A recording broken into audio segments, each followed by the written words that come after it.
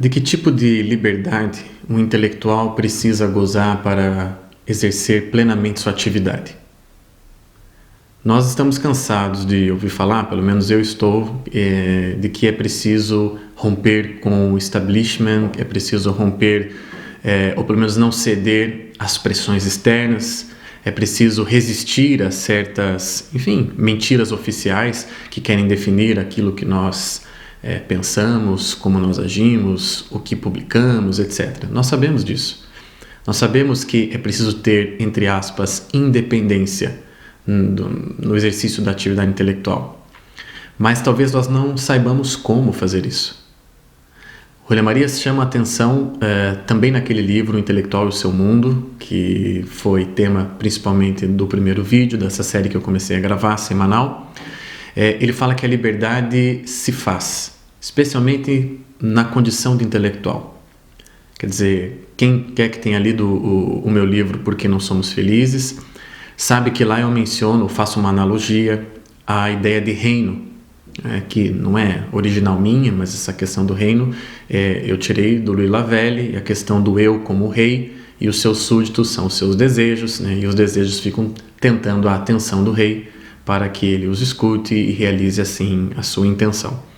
Mas, então lá no livro eu falo dessa questão do reino, de que a posse de si, de que a consciência de si, nada mais é do que esse senhor, esse eu que cada um tem dentro de si, conhecer as suas possibilidades, conhecer toda a sua geografia, ter a sua cartografia pessoal, do seu mundo pessoal, portanto, até onde vão os seus interesses, onde terminam os seus interesses, o que ele considera de vital importância para a sua própria sobrevivência como pessoa e como intelectual, o que ele considera acessório numa atividade intelectual vivida de forma pessoal e por aí afora. No caso intelectual, essa conquista do próprio reino ela é ainda mais dramática e se torna realmente condição sine qua non. Nós não podemos falar do exercício de uma atividade intelectual sem liberdade interior.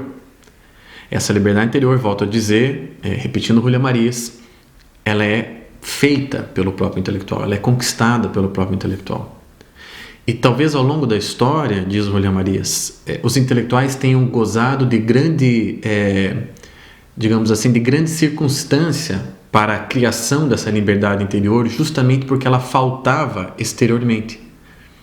O Ocidente, a sua larga trajetória da civilização ocidental, dá mostras para nós de que, por muitas vezes, o exercício da liberdade exterior, como homem político, cidadão, foi muitas vezes coibido, foi muitas vezes limitado pelo poder, pela ação do Estado, pela ação de um grupo de políticos, ou pelo poder econômico, ou pela própria cultura do dia. Quer dizer, os intelectuais, e talvez os mais ferozes, aqueles de maior envergadura, foram justamente aqueles que se opuseram de alguma forma, ou pelo menos mantiveram-se acima dessas circunstâncias de escravidão, de cativeiro social, em que muitas vezes nós vimos as pessoas ao longo da história do Ocidente. Sabemos, pelo menos, da vida das pessoas ao longo da história. E a partir de um certo momento, na modernidade, a queda de algumas monarquias, o nascimento de novas repúblicas, Declaração Universal dos Direitos do Homem e do Cidadão, enfim, constituições, direitos, o homem passou a se sentir mais livre exteriormente. Quer dizer, ele foi menos coibido na sua ação, ele foi menos impedido de agir. E quando isso aconteceu, nas exceções que aconteceram no século XIX, século XX, por exemplo, o que aconteceu no mundo nazista ou comunista, isso é claro para nós, Todos nós percebemos hoje, nós, com homens com mentes do século XXI e com esse acúmulo histórico, percebemos quando a liberdade exterior nos é retirada. Com facilidade, porque já nos acostumamos a tê-la. E aí, diz Julia Marias, isso foi muito ruim, veja só que interessante, isso foi muito ruim para a atividade do intelectual, porque a ausência de liberdade exterior promovia no intelectual a tensão necessária e que exigia, o colocava em movimento. Quer dizer, um movimento de conquista de liberdade interior. Algo muito parecido com a logoterapia, aquilo que Viktor Frankl vem nos dizer sobre estar sem liberdade, mas manter-se livre. Não é? Por exemplo, dada a sua experiência no campo de concentração, em que mesmo estando preso, ele manteve-se livre. Então, nos séculos XIX e XX, nós ganhamos liberdade exterior. Né? Nós somos capazes de muito mais ação, especialmente ação política, do que éramos antes, do que a espécie humana era antes do século XIX. E justamente por isso, né, a atividade intelectual talvez tenha sido imbuída do que o Julián Marías chama politicismo, dado que quase tudo é direito e dever, quase tudo acaba sendo colocado nessa clave de conquista, de ganhos, né, de cidadania, etc. e tal. A vida intelectual acaba aceitando também esses termos. E aí acaba que as pessoas, pretensamente os intelectuais, dentro e fora da academia, não só os que estão na academia, os que estão fora também, acabam exercendo a atividade intelectual nessa clave política, né? Foi tomado, diz Julián Marías, a vida intelectual foi tomada por politicismo. Então, as complexidades da vida humana e da realidade, o drama da vida humana acaba sendo visto geralmente com viés, político, ideológico, etc. E tudo acaba virando política. E certas coisas não são políticas. Não é? Nem todo mundo que é amigo do meu amigo é meu amigo, e nem todo mundo que é amigo do meu inimigo é meu inimigo. Há certas coisas que nem precisam ser colocadas nesses termos. O que nos faz pensar que a nossa atuação nas mídias sociais, ou para aqueles que já publicaram, assim como eu, já lançaram algum livro, ou tem uma inserção pública um pouquinho maior, né? Nada muito relevante, mas um pouquinho maior, faz com que a gente pense, né? Vire os olhos para dentro de cada um de nós e pense qual é o grau de liberdade que nós temos na hora de decidir o que vamos escrever, sobre o que vamos escrever, o que vamos publicar, o que vamos tornar patente para os outros. Porque essa tensão daquilo que está lá no fundo da alma do intelectual e aquilo que deve vir a público, que deve vir à luz, né? Essa tensão é natural do intelectual. E existe aqui, segundo Julián Marías, deve existir pelo menos, uma censura interna, uma censura pessoal daquilo que não deve vir a público e daquilo que deve, daquilo que é elegante ser dito, daquilo que não é, daquilo que faltará com a verdade ao ser expressado e, portanto, deve ser evitado. Ao intelectual, Julián Marías diz isso textualmente, não é permitido, não é lícito mentir ou compactuar com a mentira. É claro que como pessoa nós mentimos, mas no exercício da atividade intelectual, a nossa tensão é não ser coniventes com a mentira. E as mentiras, a depender do tipo de mentira, eu já falei sobre isso num outro vídeo, num curso, ela se torna falsidade, quer dizer, a falsificação é a soma de mentiras. Então, por exemplo, dado que eu pertenço a um grande grupo de pessoas que seguem tais e tais professores, que são alunos do curso online de filosofia do Olavo de Carvalho, etc, etc, então eu me sinto inclinado, quase que obrigado a tratar de tais e tais temas. Na minha página de Facebook falar, por exemplo, desde teologia e o futuro da Igreja Católica até economia, eleições presidenciais americanas e por aí afora. Quer dizer, eu me sinto impelido a falar sobre tudo porque eu faço parte de um grande grupo que é chamado a opinar. Esquecendo muitas vezes conselhos do próprio Olavo de Carvalho e de tantas outras pessoas que estão nisso, que mencionam muitas vezes que é preciso fazer economia de opiniões. Mas é claro, existe uma pressa, uma angústia de querer ver certas coisas acontecendo, né? Seja no cenário brasileiro, no cenário mundial, culturalmente falando, queremos ver certas coisas acontecendo. E essa angústia mesmo, essa pressa de ver coisas acontecendo é ela mesma política. Quer dizer, ao fim e ao cabo, os intelectuais estão se prestando ao serviço de uma atuação política. Eu não estou falando isso acontece com todo mundo, não estou falando que todo mundo que opina está dentro disso, não é nada que eu estou falando. Eu estou apenas tentando fazer de forma mais, abrangente possível, tentando atualizar o livro do Julián Marías para as realidades de hoje, quando existem Facebook, Twitter e tantos outros meios de comunicação além do livro impresso que existia na época do próprio Julián Marías. Então, é muito importante, como diz ele, que manter o silêncio sobre aquilo que eu não vou opinar, sobre aquilo que eu não vou escrever, aquilo que não me diz respeito.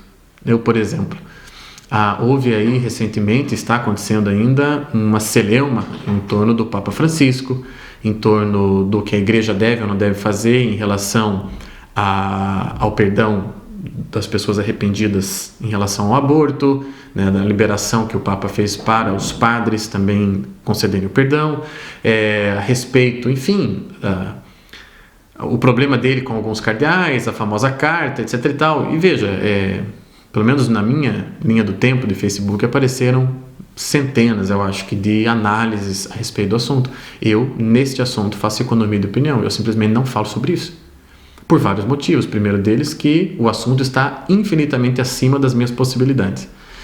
Eu realmente não tenho condições de opinar sobre isso, sobre o que o Papa deve fazer.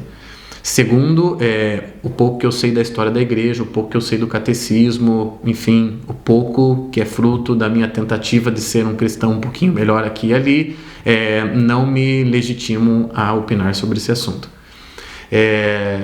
E o que não quer dizer que me faz ser isento ao assunto, né? Ou que não me importa o assunto. Claro que o assunto me importa, mas o fato dele me importar não quer dizer que eu tenha que opinar, não quer dizer que eu tenha que falar sobre isso.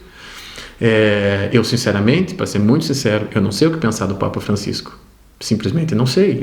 Há momentos em que eu acho fantástico, certas coisas que ele faz eu aplaudo de pé, e há certas coisas que eu não aplaudo e recolho-me aqui na minha situação de cristão e falo, e agora? Será que deve ser isso? Será que não deve? Não sei. Que Deus cuide da igreja, porque eu não sou uma das pessoas chamadas a denunciar ou a tratar desses assuntos. Nesses assuntos eu sou o cristão que tenta ser obediente e confiar em Deus. Essa é a minha postura em relação à igreja. Mas em outros assuntos eu me sinto impelido a falar, porque dizem respeito a mim, a quem eu sou. Efetivamente eu sou o sujeito que tem dedicado a vida a estudar certas coisas, e essas certas coisas, portanto, devem ser usadas para ajudar as pessoas que estão junto comigo, ou lendo, ou estudando as mesmas coisas que eu, ou me acompanhando, deve ajudá-las a enxergar melhor aquilo. Lembrando que filósofo para Julián Marías é aquele que tem uma visão responsável sobre algo. Essa questão, isso para mim, a minha censura interna está dentro disso, quer dizer, sobre o que eu posso ter uma visão responsável, é sobre isso que eu posso falar. Então, mesmo quando eu me pronuncio, por exemplo, a respeito das eleições americanas, ou quando eu me pronuncio sobre música portuguesa, eu não me pronuncio desde alguém que conhece música portuguesa, como crítico musical, ou como quem conhece as eleições americanas, como um estudioso do mecanismo, ou um estudioso da história americana. Eu me pronuncio como aquele que está interessado, na verdade, na vida humana. E o que estes assuntos podem servir para esclarecer ou não algo a respeito da vida humana. Então, as eleições americanas me serviram para compreender uma série de coisas a respeito do homem americano de carne e osso, que estava lá renegado e esquecido por uma série de governos democratas. E até mesmo republicanos. E esse homem de carne e osso, ele falou e foi ouvido nas eleições presidenciais que elegeram o Donald Trump. Então, estou dando só um exemplo de como aspectos da realidade podem ser, obviamente, comentados, criticados, enfim, podem servir para publicações, sejam elas de pequeno alcance ou de grande alcance, desde que elas encontrem ressonância no núcleo pessoal do intelectual. E é isso que precisa ser a pedra de toque da nossa atividade. Pelo menos é assim que eu acredito que as coisas devam ser. Essa economia de opinião que tantas vezes o Olavo de Carvalho nos pediu para ter.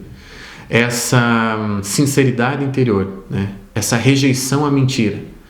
Essa busca da sinceridade, da honestidade como meio para evitar a falsificação da própria vida intelectual e, portanto, da politização de toda a vida intelectual, que talvez seja o grande perigo da prática intelectual atual. Essa resistência que é preciso ter ao espírito de grupo, ao espírito de matilha. Eu escrevi uma vez sobre isso, inclusive tem no Mídia Sem Máscara um texto meu sobre essa coisa da matilha, que é muito fácil também eu me sentir à vontade e confortável num grupo e a repetir, a falar mais do mesmo sobre aquilo que o grupo identifica como bom para quem segue e pertence ao grupo. Então, o grupo dos monarquistas, o grupo dos antipetistas e por aí fora. Então, é óbvio que eu me sinto mais confortável dentro desses grupos e posso falar e publicar coisas sobre isso que vão ganhar a curtida, o like e a aprovação das pessoas do grupo. Então, tudo isso é muito semelhante, veja, à situação do sujeito no departamento de filosofia, antropologia, história, dentro de uma universidade, que precisa ver aquilo que o governo paga, aquilo que ele financia, que tipo de pesquisa para que ele possa produzir. Entende que existe uma relação entre essas coisas? Há uma analogia perfeitamente possível entre aquilo que o intelectual dentro da universidade decide estudar porque aquilo tem apelo para o governo e, portanto, mantém a sua condição de subsistência material como professor, e a analogia que eu estou fazendo com aquilo que nós, pretensamente novos intelectuais, pretensamente independentes, estamos fazendo, mas que também precisa de algum tipo de aprovação. Também. E essa aprovação, se nós não podemos ser totalmente independentes dessa aprovação, é preciso que ela seja o mínimo necessário. É claro que quando eu escrevo um livro sobre felicidade, eu também penso que as pessoas estão precisando, e eu noto que elas precisam e querem ler sobre felicidade porque elas estão infelizes. Então, é óbvio que há uma antecipação da minha parte de um tipo de aprovação, que é a compra do livro pelo interesse no tema. Mas eu só o escrevi porque primeiro ele foi aprovado pela minha censura interna. Quer dizer, primeiro eu precisei confessar para mim mesmo que aquilo era um tema que me valia, quer dizer, que valia o tempo do estudo, o gasto de energia, enfim, que aquilo realmente me interessava, saber por que as pessoas estão tão infelizes, por que elas não estão contentes com a própria vida, com as escolhas que fizeram, etc, etc, etc. Então, basicamente, o vídeo de hoje era para isso, era para chamar a atenção, né? Não quero que isso soe de forma antipática da minha parte, de forma alguma. É uma coisa que eu estou dizendo para mim e para quem está nesse caminho parecido com o meu. Mais uma vez, a intenção desses vídeos é sempre algo quase que narrativa autobiográfica, né? Que sirva como ajuda, seja de exemplo ou anti-exemplo para quem está assistindo. Então, de minha parte, eu digo, é preciso que a gente tenha maior censura naquilo que a gente faz, porque é essa censura, fruto de uma tensão interna, que pode promover liberdade. A liberdade que o intelectual precisa ter para ser um servo da verdade. Não há outra intenção na vida intelectual senão ser um servo da verdade. E há intelectuais que a servirão escrevendo, que a servirão dando aulas, que a servirão etc. Ou fazendo um diário. Por exemplo, a Miel, né? Qual é a sua grande obra filosófica? É um diário. Então, ou qual é a grande obra filosófica de Sócrates? Não existe. Escrita, não existe. Então, há diversas formas de fazer isso, de servir a verdade. E por isso o apelo desse vídeo, para mim e para quem esteja assistindo, é o apelo da volta da censura interior,